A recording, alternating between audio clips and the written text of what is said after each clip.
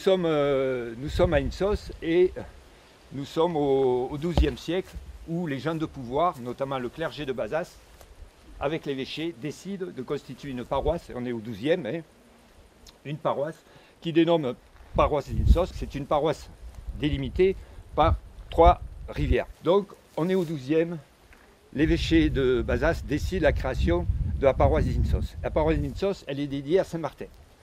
Donc c'est un lieu, une paroisse avec son église, c'est un lieu de fixation de la population et c'est un lieu aussi de fixation de l'économie. Ça c'est important, ça va avec. Et elle est dédiée, le vocable c'est Saint-Martin. Alors pourquoi Saint-Martin? Saint-Martin, il y en a partout en France et c'était un saint assez intéressant parce que d'abord c'est un noble ou un petit noble, hein. Les historiens ne sont pas d'accord mais c'est pas grave. Et il a coupé, il est à cheval, donc c'est quand même, c'est pas un gueux, et il a donné une partie de son manteau à la population. Donc vis-à-vis de la population, c'est l'évêché de Bazas, donc l'évêché de Bazas c'est quand même important. Il s'arrête après Capsieux, et là Insos se trouve, la paroisse d'Insos dans une zone frontalière avec l'évêché plus au sud d'Aire-sur-l'Adour, et la limite nord de cet évêché c'est Capsieux et Lucmaux. Capsieux-Lucmaux, c'est la baronnie de Capsieux, avec la seigneurie de Lucmaux, et c'est surtout les vicomtes de Béarn. Donc c'est eux qui ont ce territoire-là. Donc c'est pas pour rien que l'évêché de Bazas positionne Insos, l'église d'Insos et la création de la paroisse à une zone frontière. Voilà. Même si tout le calcaire provient certainement ou du Bas-Gérant et surtout du Ciron, hein, les carrières de toutes ces pierres-là, qu'elles soient du XIIe ou du XIVe siècle, viennent des carrières de Cazeneuve, des carrières du Ciron. La partie centrale, elle s'est faite au XIIIe et avec pas mal de modifications, on le voit encore mieux de l'autre côté, même si ce mur-là est relativement homogène. Les contreforts qu'on voit ici, en fait, ont été faits aussi postérieurement, XIVe, XVe.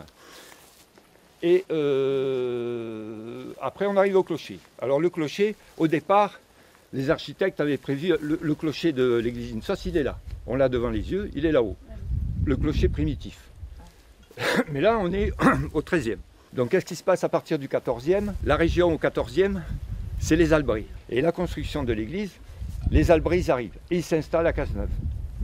Donc là aussi, conflit, on va dire, d'intérêt économique et social. En tous les cas, la construction du clocher, elle est attestée XIVe siècle.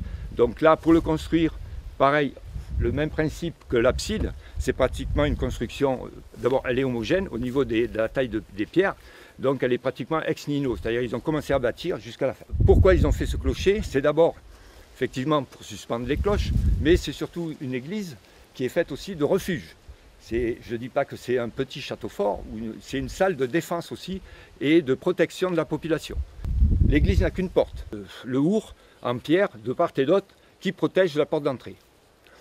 Donc c'est une construction de clocher, mais fortifié. Ce type de clocher, dans le Bazadais, c'est classique. Hein, on a Lucmaux, Marimbaud, peut-être Gans, je crois, mais sans décoration. Alors pourquoi y a-t-il une décoration aussi fastueuse au niveau du clocher que personne ne voit? Ouais, on discerne mal. En général, tout le bestiaire, toute l'iconographie sculptée dans une église, elle est visible des fidèles, notamment pour marquer leur esprit ou pour les initier à telle ou telle chose. Là, ils sont pratiquement cachés. Il s'avère que ça, c'est certainement pas, attention, c'est une hypothèse, certainement pas une construction de l'évêché. C'est une construction des Albrais. Les Albrais, c'est avant tout des soldats. Donc ils défendent un secteur, ils font ce clocher défensif et ils mettent leur empreinte. Donc le choix des Albrais, c'est peut-être un choix politique. Pourquoi? Ça, c'est du questionnement, hein, je vous le donne à réflexion. Politiquement, si l'architecte, en tous les cas, les Albrais et Bernarès, avaient décidé de faire la même chose au portail occidental, c'est une provocation vis-à-vis de l'évêché de Bazas. Lui, il n'est pas question qu'il soit pro-anglais ou Édouard III, hein, c'est royauté française. Donc faire un clocher sculpté, peut-être même avec un sculpteur anglais, avec des motifs de la royauté anglaise, ça pouvait poser problème. Donc est-ce qu'ils ont fait ce choix-là de dire hop, on le met au clocher, mais on ne le met pas en bas? Voilà, c'est une question.